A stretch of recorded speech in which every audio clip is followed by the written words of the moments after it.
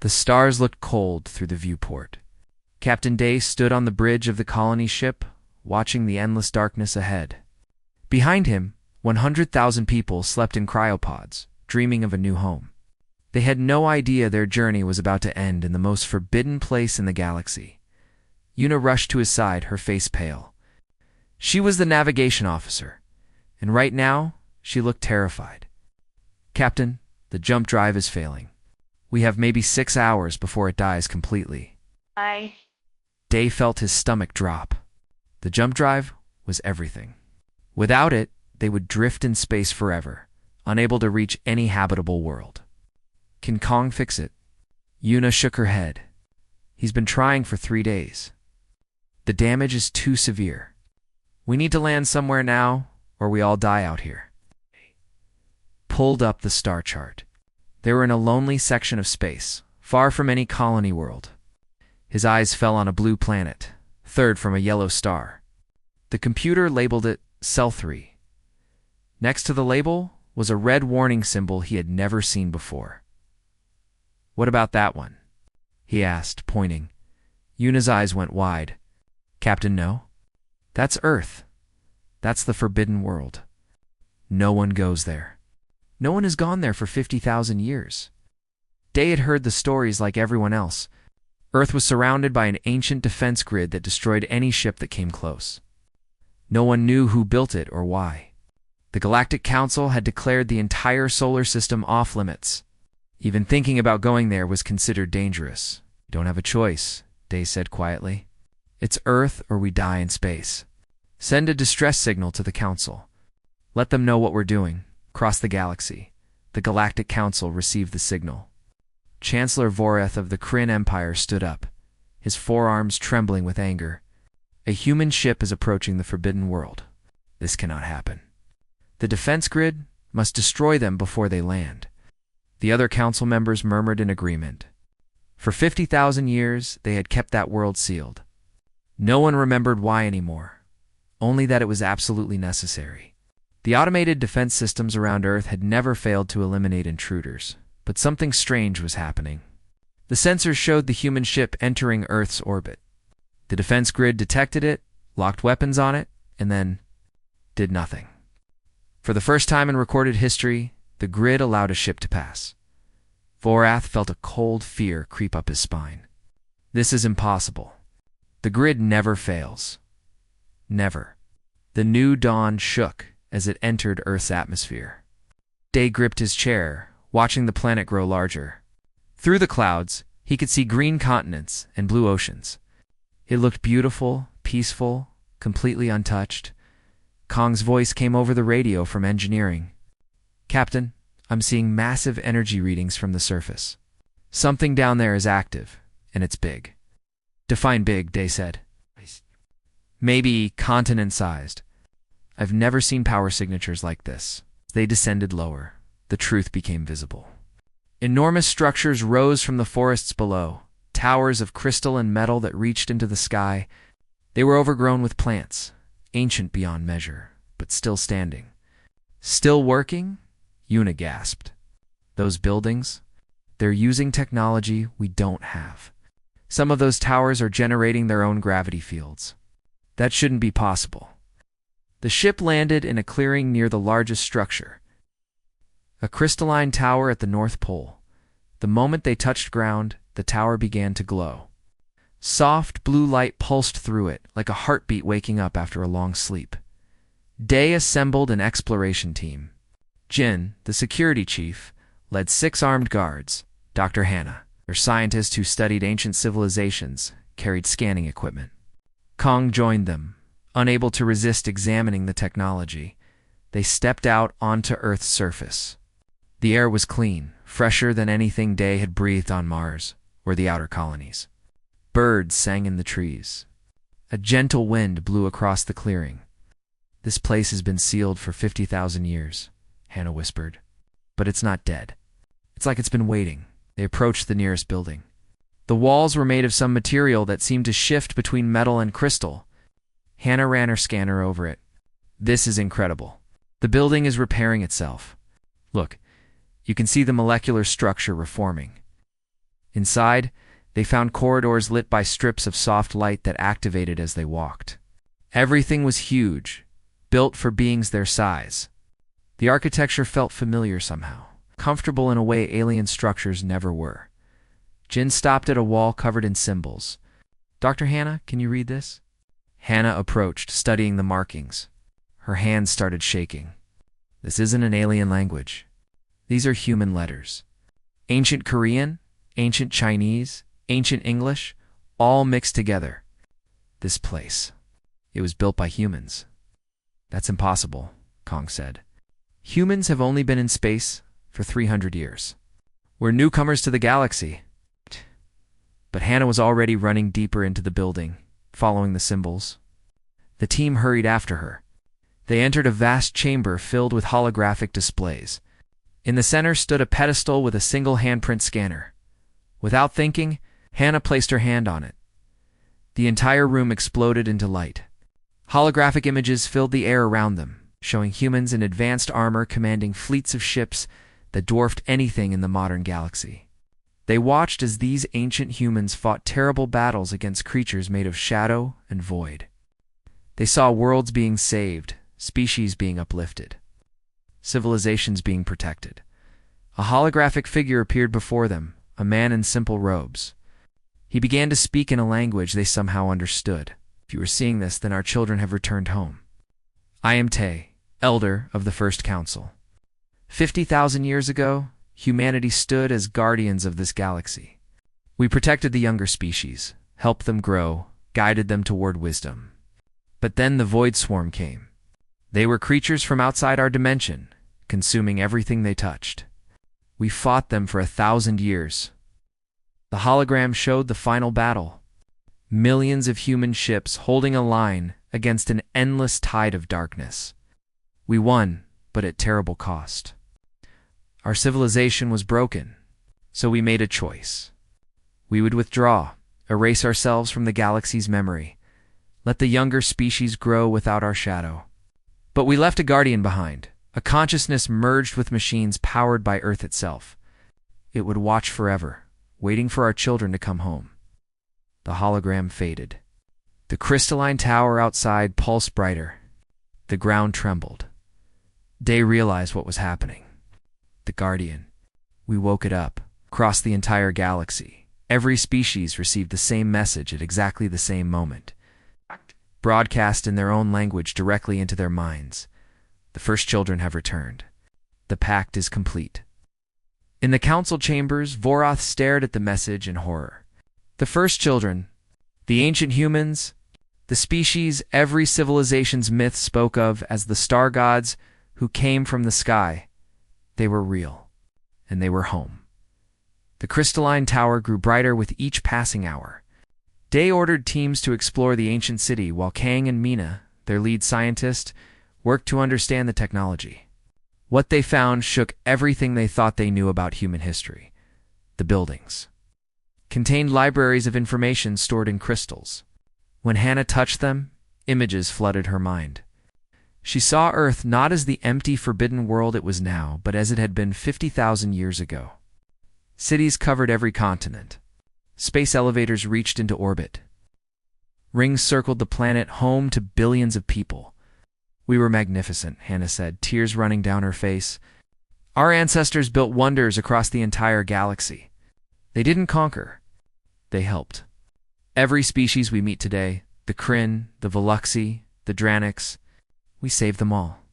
Kong stood in what had once been an engineering bay. Ancient machines surrounded him, still functional after 50 millennia. He touched one, and information downloaded into his mind. His eyes went wide. "Captain, you need to see this. These aren't just buildings. This entire city is one massive machine. And it's all connected to that tower." Mina ran tests on the tower's energy output. The numbers made no sense. It's pulling power from somewhere else. Another dimension? Maybe? The energy is limitless. With this technology, we could power our entire colony ship for 1,000 years with just one of these crystals. Jin and his security team found something else. Deep beneath the city, in a sealed chamber, they discovered weapons. Not guns or missiles, but devices that could manipulate reality itself. Jin picked up what looked like a simple rod, and a holographic display showed him how to use it. It could create walls of solid energy, teleport objects across space, even freeze time in small areas. "These are beyond anything we have," Jin reported today. "One person with these weapons could probably take on a whole army. Imagine what our ancestors could do with millions of these." As the teams explored, the crystalline tower continued to wake up. The blue light spread through underground cables, activating systems across the entire planet. Weather control networks came online, maintaining Earth's perfect climate. Automated farms started growing food. Defense satellites in orbit powered up, their weapons aimed at the stars. On the new dawn, Yuna monitored the activation sequence. "Captain, every system on this planet is designed to support human life.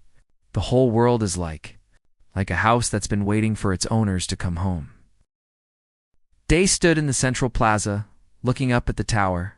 "How long has it been waiting?" 50,000 years, Hannah said, joining him.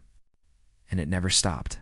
The machines maintained themselves, repaired damage, kept everything ready. All for this moment." The tower's light suddenly focused into a beam that shot into the sky. Where the beam touched the clouds, they parted. Energy swirled in the air, and slowly, a form began to take shape. It was humanoid, made of pure light and flowing energy. Where it should have had a face, there were only gentle points of brightness that somehow felt like eyes. The Guardian had awakened. Its voice came not through sound, but directly into their minds. It felt ancient, powerful, but also kind. "Children of Earth, you have returned." Day stepped forward, even though his hands were shaking. "What are you?" "I am the collection of 1 billion human minds, preserved at the moment of our civilization's greatest strength. I am every scientist, every warrior, every teacher, every protector who volunteered to become part of the Eternal Watch. I am humanity's memory, its determination, its refusal to let darkness win."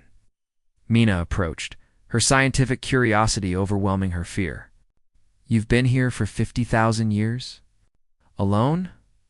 Not alone? I have been with Earth. I have watched the forests grow and change. I have seen the animals evolve.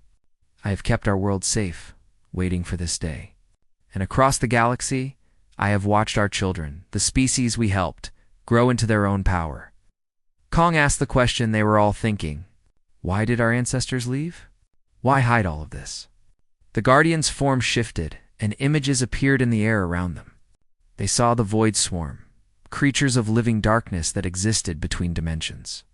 The swarm consumed entire star systems, leaving nothing but empty space behind. They watched humanity's desperate fight against an enemy that could not be permanently killed. "We won the war," the Guardian said, "but it broke us. Our population dropped from 1 trillion to barely 1 billion.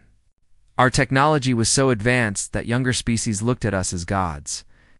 We realized that if we stayed, we would become what we hated. We would become overlords, even if we meant well. The young species needed to grow on their own, so you left," Hannah said. "We withdrew. We erased our presence from the galaxy. We destroyed our colonies on other worlds, removed evidence of our civilization. Let the other species believe they had developed on their own, but we left protection behind. Defense grids around Earth, hidden weapons caches on certain worlds, and me to watch over it all." How? Jin frowned. "If you've been watching, you know the galaxy isn't perfect. There are wars, slavery, suffering. Why didn't you help? Because we learned that helping too much creates dependence. The species of this galaxy needed to solve their own problems, make their own mistakes, find their own strength. We gave them the foundation. They built the rest." Day felt overwhelmed by the weight of this knowledge. "So what happens now? We're just refugees from a dying colony. We're not like our ancestors." The Guardian moved closer to him, its energy warm and comforting. "You are exactly like your ancestors. You carried your people through space to save them. You risked everything landing on a forbidden world. You made the hard choice. That is what humans do. That is what we have always done." Yuna's voice came over the radio, urgent and afraid. Captain, I'm detecting ships entering the system. A lot of ships. It's a Galactic Council fleet, led by the Kryn Empire. 500 warships, all headed straight for us. The Guardians' form brightened. They come in fear. They remember the old stories, the old warnings. They think you will reclaim your position as masters of the galaxy. Will we? Day asked. That is for you to decide. But first, you must survive. The Council means to destroy you before you can grow strong again. Mina stepped forward. Can you stop them? Can you protect us? The Guardian's light pulsed. I can destroy their entire fleet without effort. Earth's defense systems are beyond anything they possess. But that would make them fear you even more. It would start a war that would devastate the galaxy. Then what do? Day asked. You talk to them. You show them who you are. Not what you were, but who you are now. Humanity's strength was never in our weapons. It was in our choice to protect rather than conquer. The Guardian's form began to fade slightly. But know this, children of Earth. I did not wake just for your return. I woke because I detected something else. Something the galaxy has not seen in 50,000 years. The holographic display showed deep space, far beyond any known star system. There, in the darkness, reality itself was tearing open. Small at first, but growing. The Void Swarm was not destroyed. It was only delayed. And now, it returns. The Kryn War fleet emerged from jump space at the edge of Earth's solar system. 500 massive warships, each one capable of destroying a city with a single shot. Chancellor Voreth stood on the bridge of his flagship, staring at the blue planet in the distance. Charge all weapons, he commanded. We will eliminate the human threat before they can access their ancient technology. But his weapons officer hesitated. Chancellor, our sensors are detecting energy signatures from the planet's surface. Power levels they're impossible. Each reading is stronger than our entire fleet combined. Vorath felt fear crawl down his spine, but he refused to show it. It doesn't matter. The humans are few. They cannot have mastered their ancestors' weapons in just a few hours. We attack now, before his words cut off as a transmission came through. Not on their communication channels, but directly into every screen, every device. Even the minds of every crew member on every ship. The image showed a human, Captain Day, standing in front of the crystalline tower. Chancellor Vorath of the Kryn Empire. I am Captain Day of the colony ship New Dawn. We did not come here to threaten anyone. We came because our ship was dying. This is our ancestral home, and it welcomed us. We mean you no harm. Vorath's 4 hands clenched into fists. You expect me to believe that? You've activated the forbidden world. Your ancient weapons could destroy us all, Estee said simply. They could, but we won't, because that's not who we are. Before Vorath could respond, another transmission cut in. This one came from the Veluxi High Arbiter, a being named Suri, broadcasting from the council chambers halfway across the galaxy. Chancellor Vorath, I am ordering you to stand down. I am transmitting data from our oldest archives. Data that has been sealed for 50,000 years. Vorath received the files, and his blood went cold. The archives showed the truth that had been hidden for millennia. The Kryn species had almost gone extinct 20,000 years ago. A plague had killed 90% of their population. Then mysterious beings came from the stars, tall bipedal creatures who called themselves humans. They had cured the plague, given the Kryn technology, vanished back into space. The same pattern repeated for every species. The Veluxi had been pre-industrial, fighting each other in endless wars. Humans came, showed them the stars, gave them the knowledge to build ships, then left. The Dranics had faced an asteroid strike that would have destroyed their home world. Human ships had appeared, destroyed the asteroid, then disappeared. Every species in the galaxy owed their existence to ancient humanity. Every single one had a founding myth about beings from the sky who helped them. All of those myths were true. We owe them everything, Suri said in the transmission. They saved us all. And then they left, asking for nothing in return.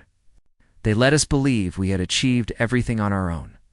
Voreth stared at the data, his anger draining away, replaced by shame. Why? Why would they do that? On Earth? Day heard the question.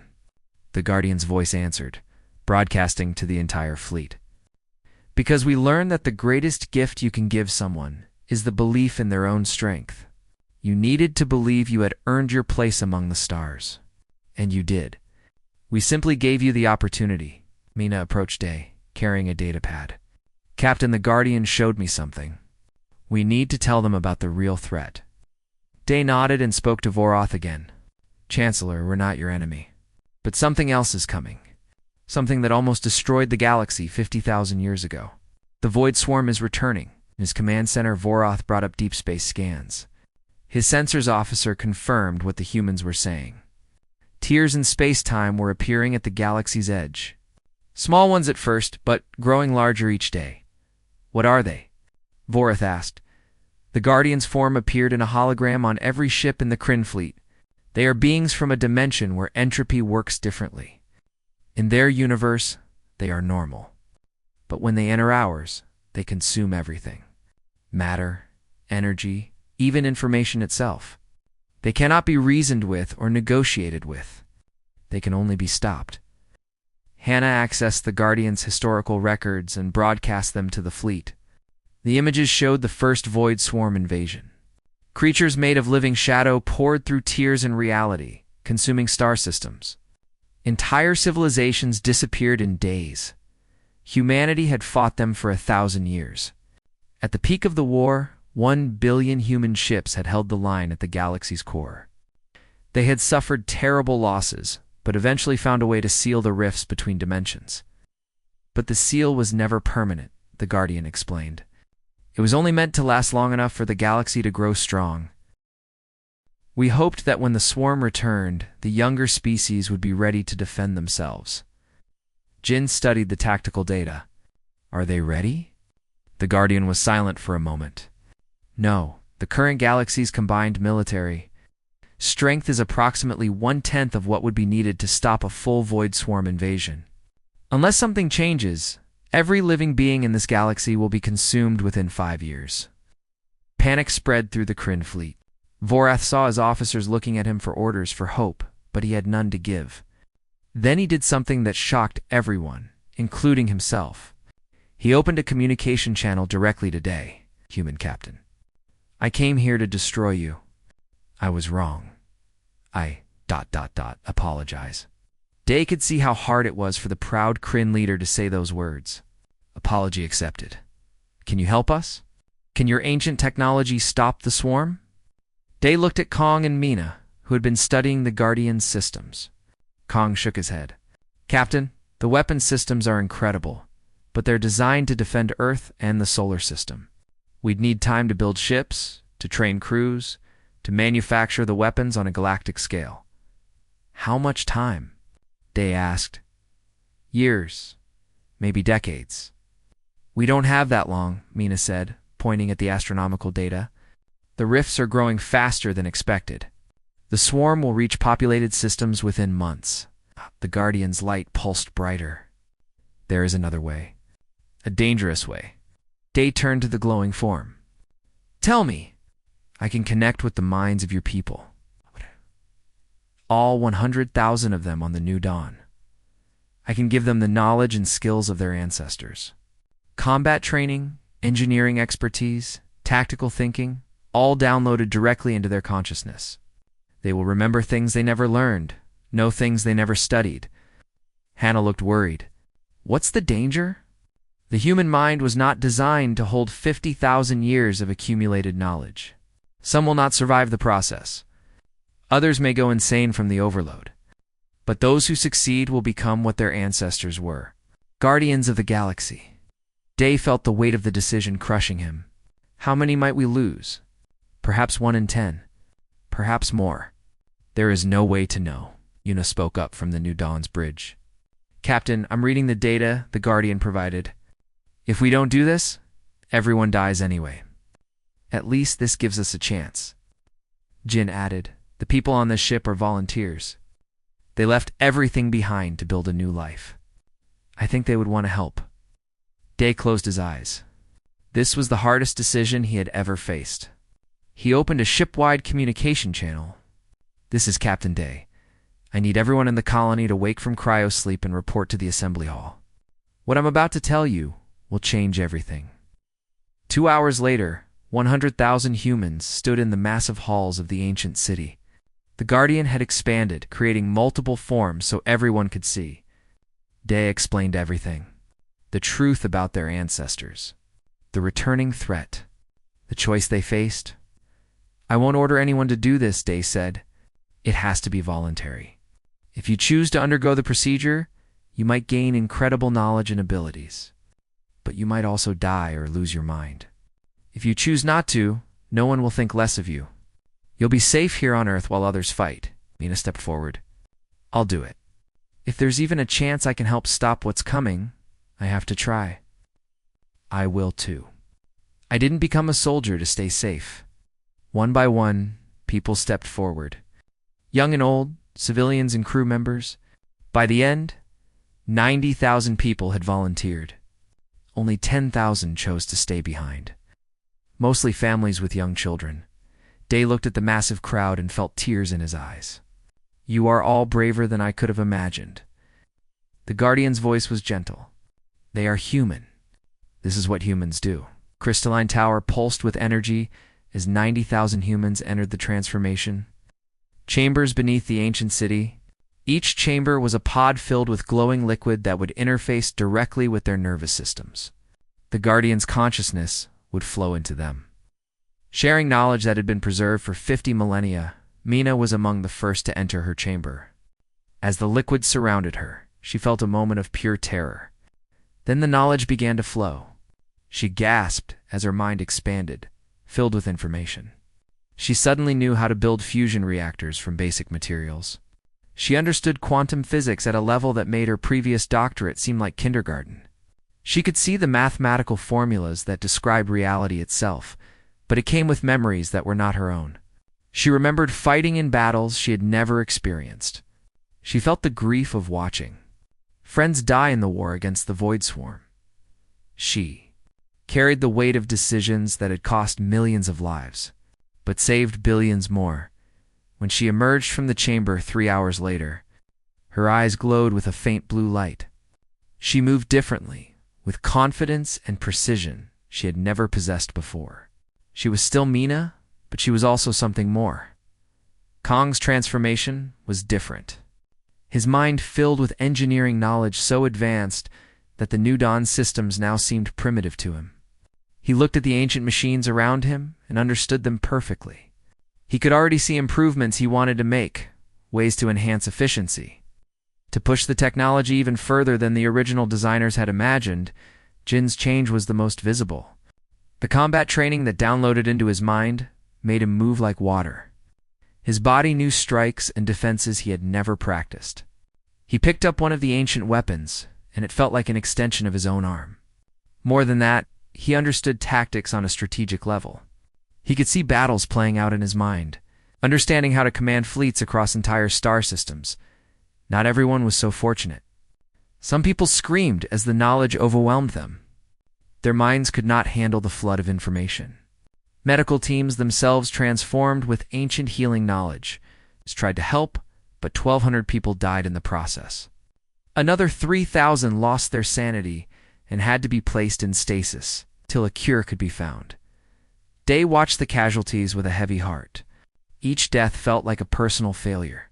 But Yuna, who had also undergone the transformation, put her hand on his shoulder. They knew the risk. They chose to protect others.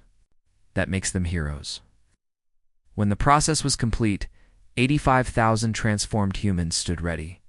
They looked the same on the outside, but their eyes held depths of knowledge and experience that seemed ancient. They moved with purpose, each one knowing exactly what needed to be done. The Guardian gathered them all in the central plaza. You are now the bridge between what was and what will be. You carry the memories of your ancestors, but you are not them. You are something new. The question is, what will you become? Hannah spoke up, her voice carrying confidence that had not been there before. We become what we've always been. Protectors. The next weeks moved at incredible speed. The transformed humans worked with efficiency that seemed impossible. Kong led teams that activated ancient shipyards buried beneath Earth's oceans. Massive construction facilities rose from the water, already beginning to build ships using designs 50,000 years old but still more advanced than anything in the current galaxy. Mina organized the scientific teams. They began manufacturing weapons, shields, and equipment. The ancient factories could produce in one day what modern facilities would take years to build. Soon, warehouses filled with enough equipment to outfit entire armies. Jin trained the military forces. He combined ancient combat techniques with modern tactics, creating fighting styles the galaxy had never seen. Soldiers learned to use weapons that could cut through any armor, shields that could stop almost any attack, and armor that made them faster and stronger than should be possible. Yuna coordinated with the Galactic Council. To her surprise, they were eager to help. Species that had been enemies for centuries put aside their differences when faced with the Void Swarm threat. Ships from 100 different civilizations gathered at Earth, their crews training alongside the transformed humans. Chancellor Voreth came to Earth personally, bringing his best warriors.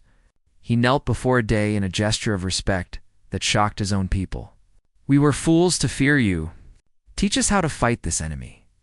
The first Void Swarm attack came sooner than expected. A small rift opened near the Dranic's homeworld.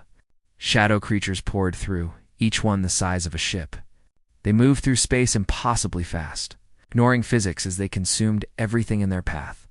The Dranic's defense fleet engaged them. Their weapons had almost no effect. The shadow creatures simply absorbed the energy and grew larger. Within hours, 3 Dranic's colonies were gone, consumed completely. Even the wreckage of destroyed ships had vanished, leaving only empty space. The call for help reached Earth instantly. Day stood in the command center, watching the battle through long-range sensors. "How fast can we get there?" Jin checked the tactical display. "The new ships are ready. We can have a battle group there in 6 hours using the enhanced jump drives." "Do it." "Mina, what weapons work best against these things?" Mina pulled up data from the ancient war. "Conventional weapons are useless. The swarm creatures exist partially in another dimension. We need dimensional anchoring weapons that force them fully into our reality, then reality disruption. Bombs that tear apart their molecular structure. We have those? We do now. I finished building the first batch yesterday." 6 hours later, 12 Earth ships emerged from jump space near the Dranic's world. They were smaller than the Kryn battleships, but they moved with grace and purpose. Each ship carried a crew of transformed humans and volunteers from other species who had trained with them. Day commanded the flagship, now called the Eternal Vigil. Jin led the fighter squadrons.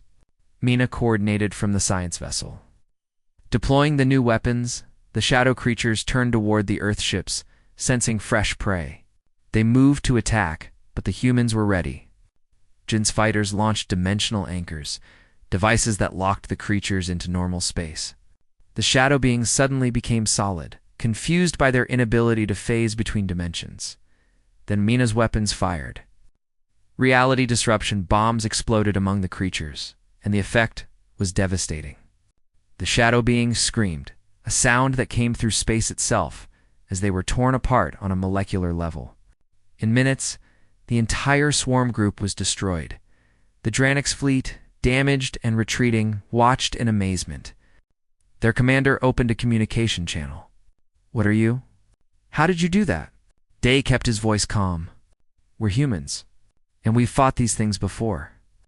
But even as he spoke, sensors detected 3 more rifts opening across the galaxy. The swarm was testing multiple locations, probing for weaknesses. And each new rift was larger than the last. YUNA analyzed the data. "Captain, at this rate, we'll see a major incursion within a month. Multiple star systems under simultaneous attack. Oh, can we stop it?" "Not alone. We need the entire galaxy working together." Day made a decision. He broadcast to every species in the Galactic Council. "This is Captain Day of Earth. You've seen what we can do. You've seen that our ancestors' weapons can hurt the swarm? But we cannot be everywhere at once. We need your help. We need your ships, your warriors, your determination. We need the galaxy to stand together." The response was overwhelming. Species that had never trusted each other suddenly volunteered to fight side by side. The Council organized the greatest military alliance in galactic history. Millions of ships began gathering at designated rally points. Chancellor Vorath contacted Day directly. "We will follow your lead, Captain. Tell us what to do." But the Guardian's voice interrupted, urgent and worried. "Day, we have a problem. I've analyzed the rift patterns. The swarm is not just randomly probing. They're searching for something specific." "What?" "They're searching for Earth. They remember us from the last war. They want revenge." Mina pulled up calculations that made her blood run cold. If they focus their attack on one location, on Earth specifically, even with all our defenses, we might not survive, the Guardian finished. "The swarm is coming home, and they're bringing everything they have." The largest rift opened at the galactic core, exactly where humanity had fought its final battle 50,000 years ago. The tear in space was massive, stretching across light years. Through it, the void swarm poured in numbers that made the previous attacks look like simple tests. Millions of shadow creatures emerged, each one hungry and relentless. They moved in perfect coordination, a hive mind that spanned dimensions, and they all turned in one direction. Toward Earth, the Galactic Council fleet assembled between the swarm and humanity's homeworld. 10,000 species brought their ships. The combined fleet numbered 5 million vessels, the greatest armada ever gathered. But even that seemed small compared to the endless tide of darkness approaching. Day stood on the bridge of the eternal vigil, watching the swarm advance. Around him, the transformed humans worked at their stations with calm efficiency. They had inherited memories of the last war. They knew how terrible this enemy could be. Chancellor Vorath's voice came over the communication channel. "Captain Day, my fleet stands ready. We will hold the line." "Thank you, Chancellor. All ships, remember your training. Dimensional anchors first, then reality disruption weapons. Stay in formation and watch each other's backs." The first wave of shadow creatures crashed into the galactic fleet. The battle was chaos. Ships from hundreds of species fought desperately, their weapons upgraded with human technology. Dimensional anchors locked the creatures into normal space, making them vulnerable. Then the enhanced weapons tore them apart. But for every creature destroyed, 3 more emerged from the rift. The swarm was endless. Jin led fighter squadrons through the battle, moving with precision that seemed impossible. His enhanced reflexes let him dodge attacks that would have killed normal pilots. His weapons found weak points in the creature's defenses, but even he could not be everywhere. A Kryn battleship exploded nearby. It was consumed by shadow creatures that had broken through its shields. Day watched hundreds of lives end in an instant. "We can't keep this up. There are too many." Mina worked frantically at her station, analyzing the rift. "Captain, I think I found something. The rift isn't natural. It's being held open by massive energy generators on the other side. If we could destroy those generators, we could seal the rift. Can we reach them? Can we go through? In theory, yes. But it would be one way. The energy fluctuations would destroy anything trying to come back through." Day felt a cold certainty settle over him. "Then we send a strike team through. They destroy the generators and seal the rift from the other side." The Guardian's voice filled the bridge. "That is suicide, Day. Nothing could survive in their dimension for long. We don't have a choice. If we don't stop them here, they'll consume the entire galaxy." Hannah turned from her station. "Captain, wait. There might be another way. I've been studying the swarm's behavior. They're not mindless. They're intelligent. And they're afraid? Afraid? Of what? Of whatever destroyed their original dimension. They're not invaders. They're refugees running from something worse." Mina checked the data Hannah was showing. Her eyes widened. She's right. The energy patterns from their dimension show collapse, entropy at rates that shouldn't be possible. Their universe is dying. Day stared at the swarm on his screens. He had been thinking of them as monsters, as enemies to be destroyed. But if they were refugees, desperate and scared, then maybe there was another option. Guardian, is it possible to create a stable pocket dimension? A place where the swarm could exist without consuming our universe? The Guardian was silent for a long moment. Yes, but it would require the combined energy output of every ship in this fleet, channeled through Earth's core systems. And it would require the swarm to agree to the plan. How do we talk to them? You already are. They've been listening to our communications since the battle began. They understand language, even if they cannot speak it. The question is, will they trust us? Day took a deep breath. He opened a broadcast channel that transmitted not just through space, but through dimensions, reaching into the rift itself. Void Swarm, this is Captain Day of Earth. We know you're running from your dying universe. We know you need a place to survive. We can give you that. A pocket dimension, isolated from both your collapsing reality and ours. A place where you can exist in peace. The swarm's advance slowed. The creatures stopped attacking, floating in space as if confused. We don't want to destroy you, Day continued. We've already fought this war once. It cost us everything. But we've learned something since then. The greatest strength isn't in weapons or walls. It's in choosing mercy when you have the power to choose violence. Bias. The shadow creatures began to pull back.